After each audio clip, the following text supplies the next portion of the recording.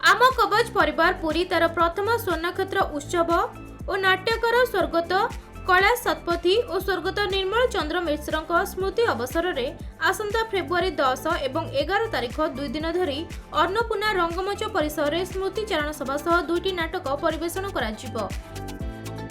ए अवसर में नाट्यकार मानकु स्मृति श्रद्धांजलि अर्पण करने सहित आजीवन कला साधन और दिवंगत नाट्यकार मानक स्मृति फलक समर्पण करा एक सांबादिक सम्मेलन में अनुष्ठान सभापति प्रसन्न कुमार मिश्र और उपसभापति चक्रधर महापात्र सूचना प्रदान करिसेंती। अन्य मानक मध्यरे उपदेष्टा मंडली प्रद्युम्न कुमार मिश्र, आवाहक भरत नायक, सर्भ तथा नाट्य निर्देशक बिरंची नारायण, जगदेव राय, गणेश महापात्र, संपादक संतोष कुमार जेनमणि, अनुज कुमार षडंगी, मधुसूदन मिश्र, श्याम प्रकाश सेनापति मंचस्थ थिले।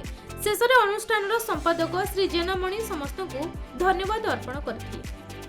आम कवच द्वारा प्रायोजित 2 दिन धरी नाटक अन्नपूर्णा रंगमंच 10 तारिख और 11 तारिख संध्या 7 घटिकार हम। प्रथम नाटक होची अशांत इलाका।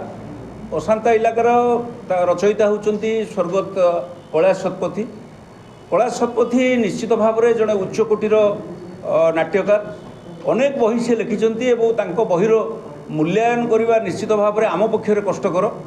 एवं द्वितीय नाटकटी हूँ पुनश्च देवदासी, जहाँ को लिखिंट स्वर्गत निर्मल मिश्र। निर्मल मिश्र एवं स्वर्गत कैलाश शतपथी दुहे जाक ओडिशार लब्ध प्रतिष्ठित नाट्यकार कहले अत्युक्ति हेब नहीं। एवं विशेष भाव में तांकरी स्मृति रे आम कवच द्वारा आयोजित 2 दिन धरी नाटक आम निश्चित भाव में अनुरोध करूँ आपण माध्यम पुरी सहर समस्त जनसाधारण अन्नपूर्णा रंगमंच 2 दिन धरी संध्या 7 घटिकार उपस्थित रुहतु। समस्त सामाजिक बंधु जो बहुमूल्य समय आम सहित सहयोग करते मंचासीन समस्त अनुष्ठान कर्मकर्ता जहाँ प्ररोचना प्रोत्साहन अनुष्ठान कर्ता नाटक महोत्सव करने तेणु आपण मान सहयोग ये जमी सुंदर भाव में प्रचार प्रसार हो मोर आपण मैंने सहयोग कर प्रचार करूँ। 2टी नाटक हम। 2टी नाटक निर्देशक बिरंची नारायण प्रथम नाटक निर्देशक, द्वितीय नाटक निर्देशक होती प्रदीप कुमार प्रधान। ये 2 जन होती नाटकटी उच्चकोटीर हम बोली आम आशा करूँ। तेणु आपण मान सहयोग हेल्ले आपण मान प्रशंसा कले नाटक आमर उद्देश्य फलप्रद हम। पुरी सुजित रंजन नायक रिपोर्ट खबर ओडिशा।